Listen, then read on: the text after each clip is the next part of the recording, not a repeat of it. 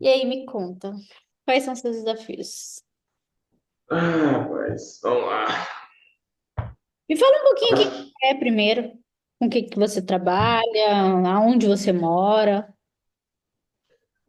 eu sou aqui do Nordeste, na Bahia, numa cidadezinha chamada Itabela.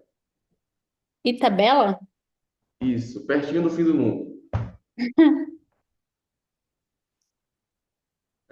Eu estou começando a atuar no segmento de estratégia de marcas, realmente. Hum. Só que eu sou designer já faz uns 3 a 5 anos. Só que a parte da estratégia eu estou começando a movimentar agora. E aí, a primeira dúvida que eu tenho realmente é na parte do nicho, que esse eu acho que é a maior dificuldade que a maioria tem, né? Qual é a sua dificuldade em relação ao nicho? É porque eu não tenho bem que um nicho centrado assim na cabeça. Eu tenho mais uma dor de um público que eles me disseram. Qual é a dor? A dor mais que eu vejo é que muita gente me diz sobre os seus funcionários, que às vezes eles não conseguem fazer o funcionário manter a promessa da marca, às vezes eles têm que resolver por eles mesmos e não conseguem contratar um pessoal muito adequado, digamos assim.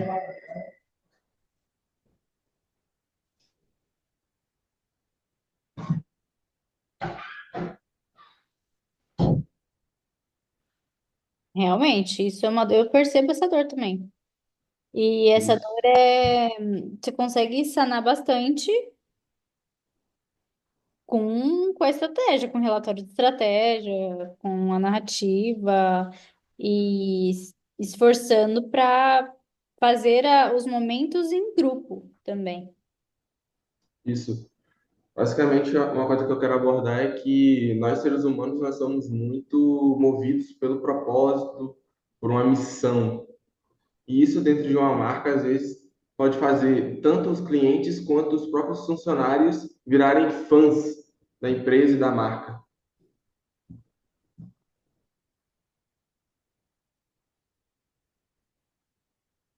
Sinceramente, se você focar com tudo nisso, eu acho um excelente nicho. Nicho pela dor. E é essa dor, não foge disso. Não Uhum. escapa disso. Porque senão você começa a ter ruído. Ah, hoje eu falo da dificuldade. Porque aí dentro disso você tem que estudar muita coisa. Você tem que estudar team building, você tem que estudar sobre liderança, você tem que estudar sobre treinamento de equipe. É muita coisa, já tem muito assunto aí dentro para ser aprofundado, sabe? Uhum. Mas é um excelente nicho.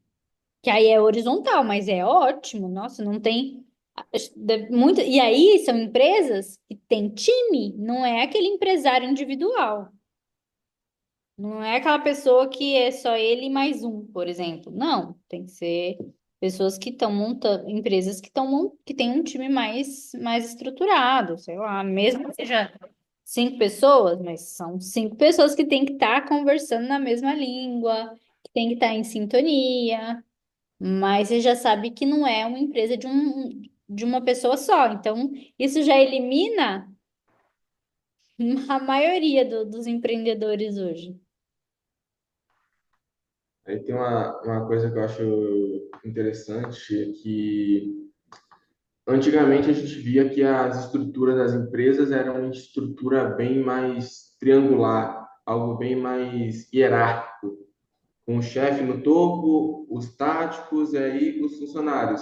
Mas hoje não, hoje em dia eu vejo mais com um círculo, onde todos têm que estar na mesma sintonia, porque querendo ou não, vai ser o funcionário lá embaixo que vai dar as informações dos clientes que ele está conhecendo pro estratégico. Isso não elimina a hierarquia, né? A Uhum. diferença é que o contato de quem está no topo Tá próximo com quem tá na base, mas não significa que foi abolido. Não é uma eliminação da hierarquia, é só uma movimentação a mais, eu acredito que seja. Uhum. Um envolvimento com todos os níveis, né? Uhum.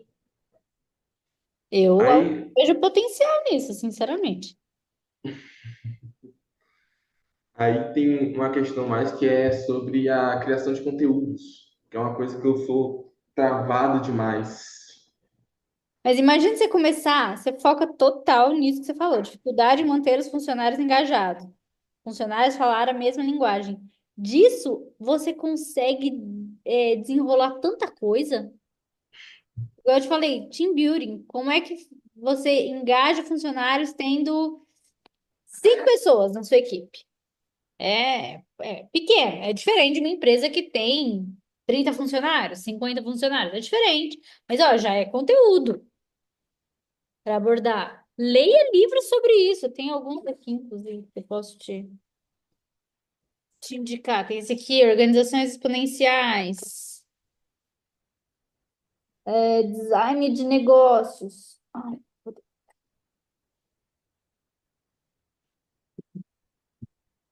e sobre liderança e time também.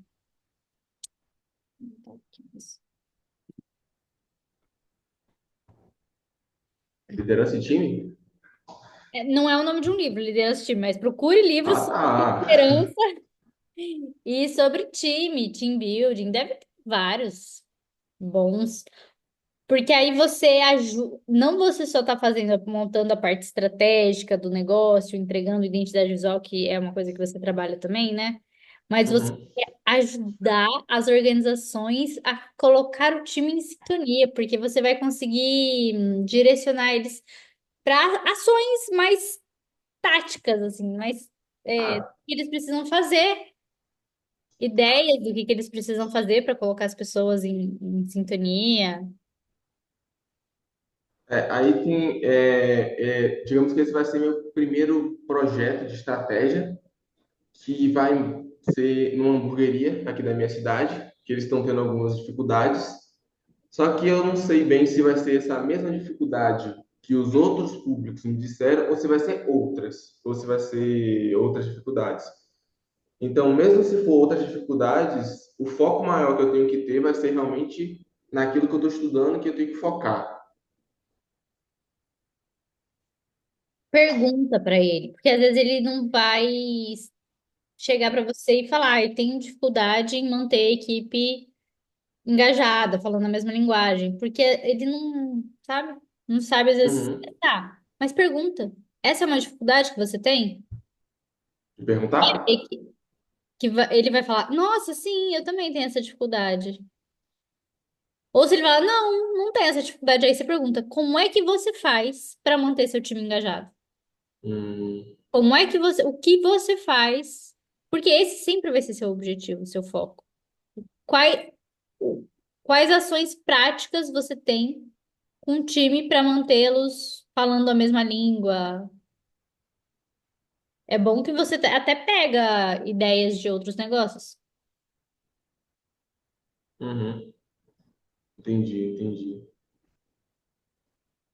Inclusive, isso é ideia de conteúdo. Perguntar para as pessoas como é que você que tem equipe, o que que você faz para manter seus funcionários engajados, motivados, falando a mesma língua, vestindo a camisa da empresa, enfim. Aí você pode usar, desenvolve a sua própria linguagem também. É importante o que você faz para para os outros, é importante você ter mapeado de si mesmo, sobre o Uhum. negócio. Esse negócio de você mesmo é porque, assim, eu estava conversando com o Brendo Alex, Uhum. tive uma reunião com ele segunda-feira, e ele viu uma coisa que eu mesmo estava vendo, que é essa parte de eu querer manter a equipe unida, o cliente unido, vem muito de uma parte empática minha, que eu acredito, que é ver essa parte mais, dessas relações mais humanas das pessoas, que é uma coisa que eu mesmo tenho dificuldade.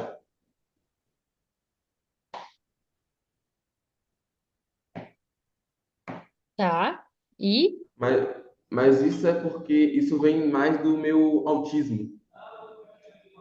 Que é uma coisa que eu tenho muita dificuldade mesmo em manter essas relações. Eu não sei se eu conseguiria, se eu tenho que abordar isso, se isso seria uma coisa boa a ser abordada.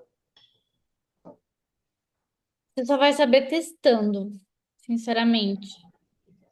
No empreendedorismo a gente testa, erra, refaz, revê, recalcula. Não tem como eu te dar uma resposta. Você vai ter que testar.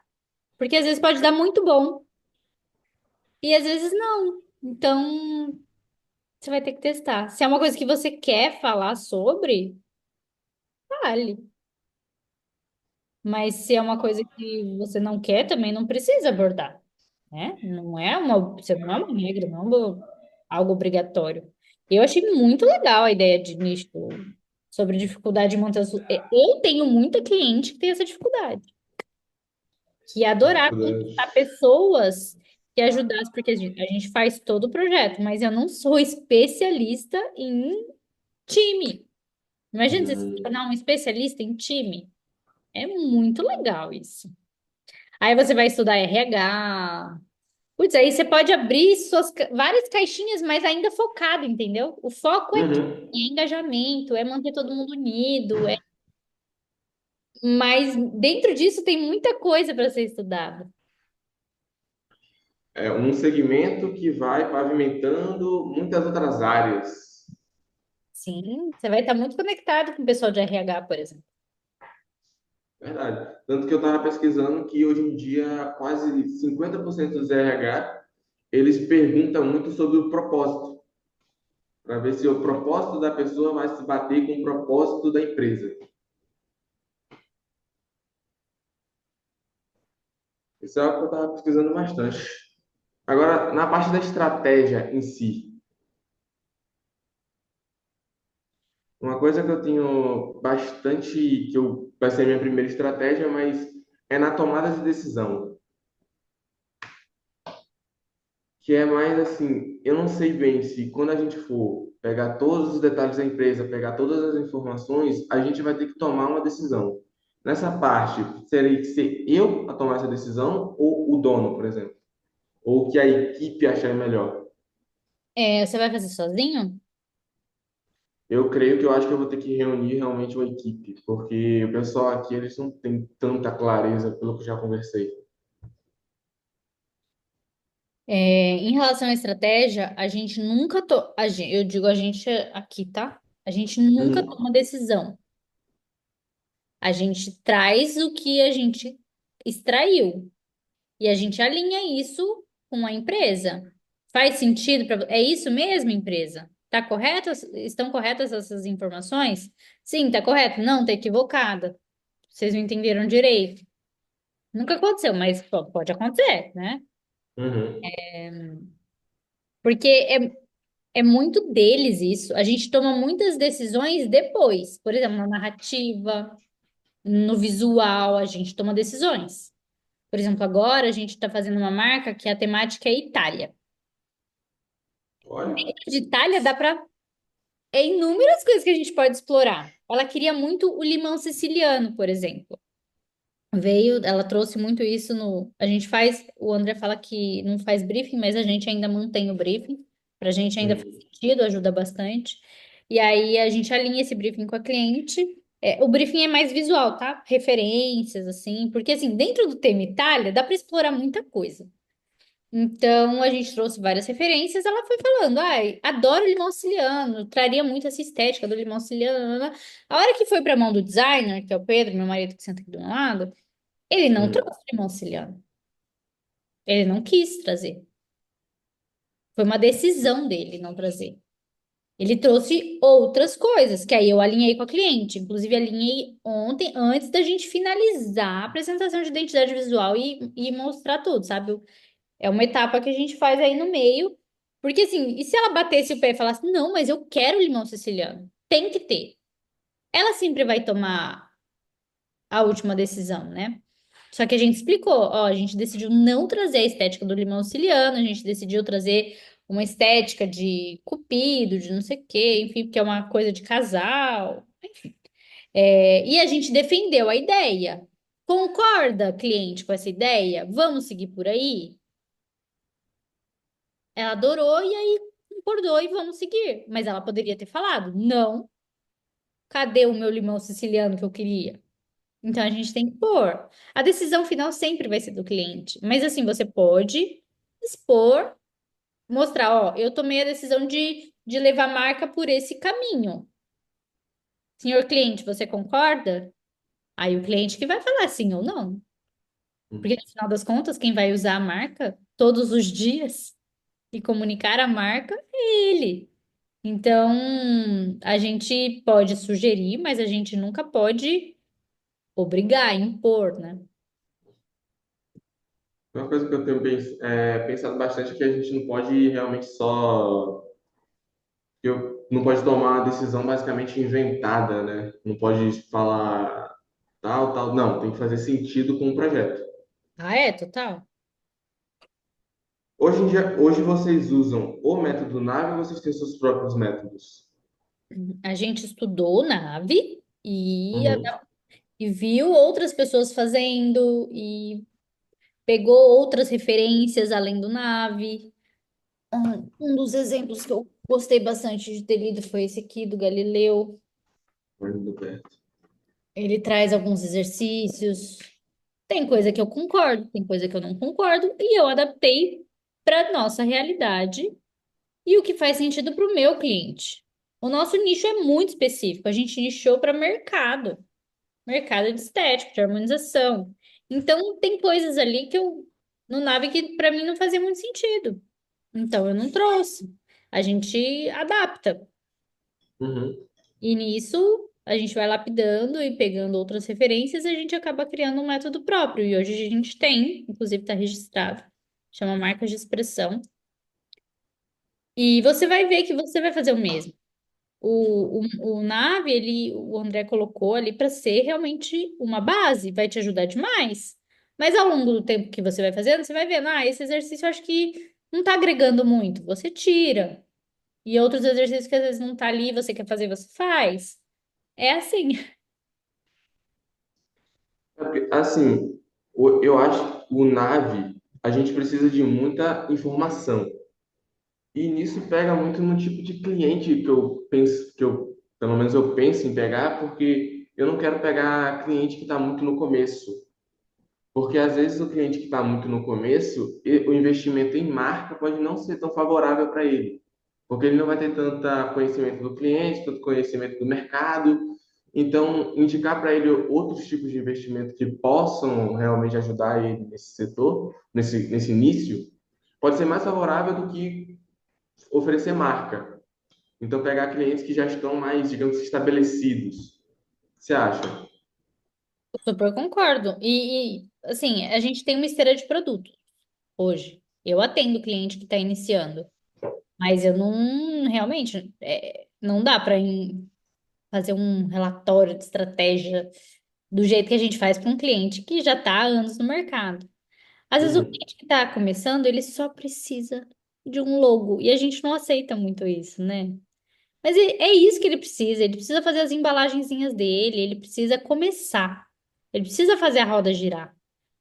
Então, vai ser você ou vai ser outra pessoa, mas ele precisa de um logo e umas cores para começar.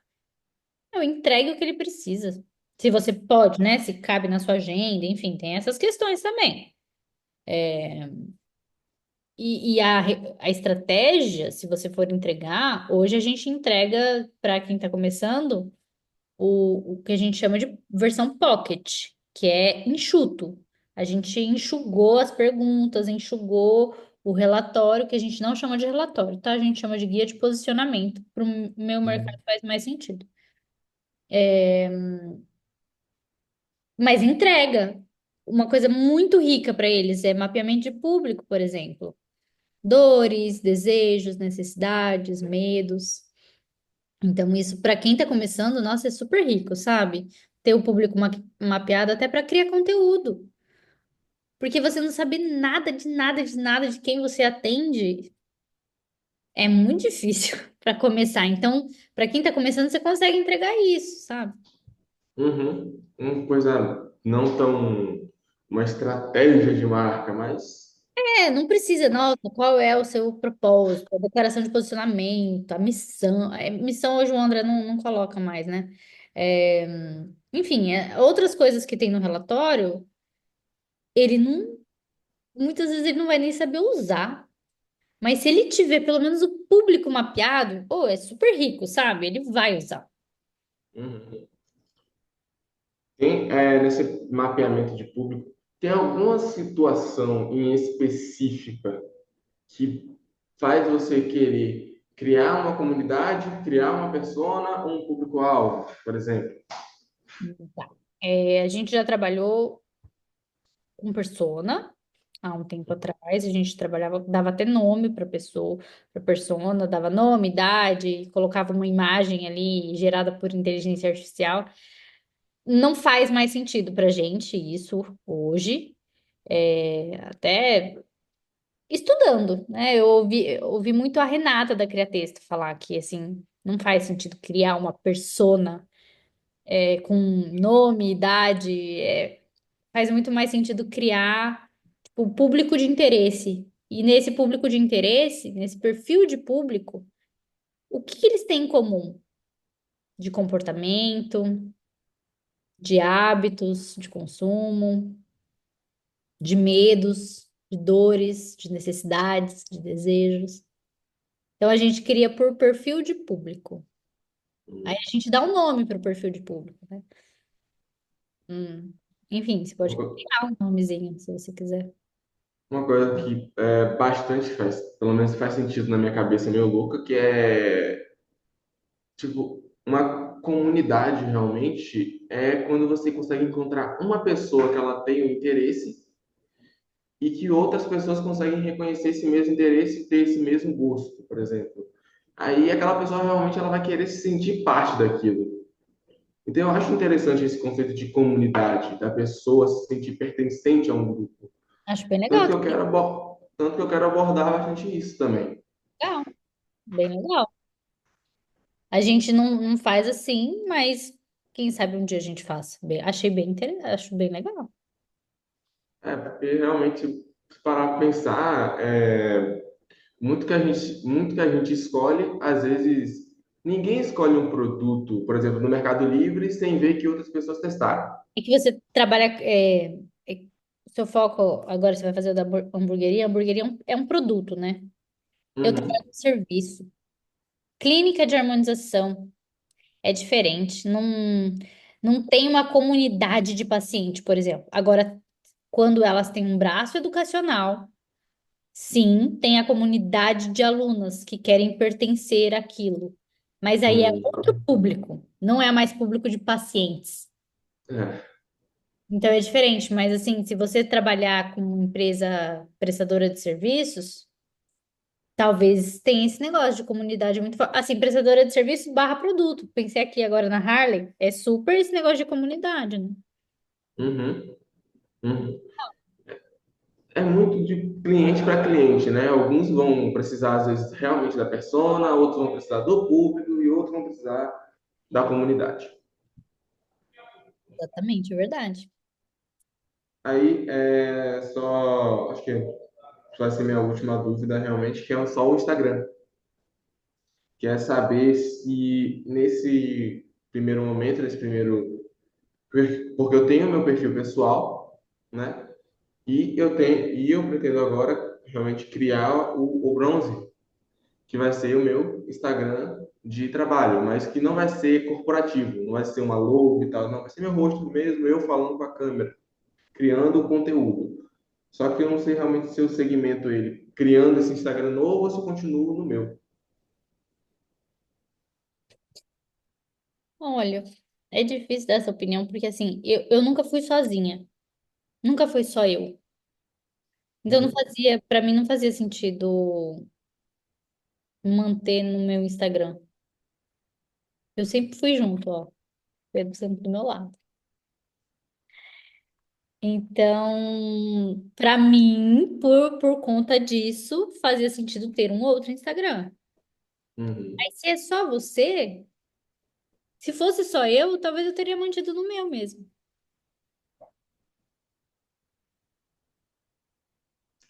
Eu acho que isso vem mais da pessoa em si mesmo, que é aquele medo do julgamento da pessoa, de outras pessoas vendo o que você está tentando fazer e tal. Eu já pensei nisso. Ah, vou começar a criar conteúdo no meu Instagram, mas, cara, no meu Instagram tem aqueles colegas que estudaram comigo na escola. Eu não tô eu não queria que eles ficassem vendo o que eu tô fazendo hoje, sinceramente.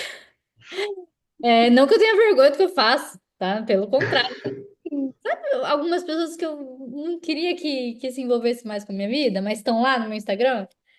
Então, ter um Instagram pessoal e profissional para mim faz mais sentido. Uhum. Mas se você não se importa de que a sua tia-avó veja você, enfim, trabalhando, ok, sabe? Mas tem gente que se importa. Eu me incomodo um pouco. Eu não tenho tanta coisa. Eu não ligo muito para opinião assim das pessoas realmente. Eu sou bem alheio assim às outras opiniões. Gosto de olhar mesmo o que eu estou fazendo e falar, cara, eu fiz um bom trabalho, tá bom para mim. Mas era só essas dúvidas realmente que eu tinha. Tá certo. Vou encerrar aqui a gravação.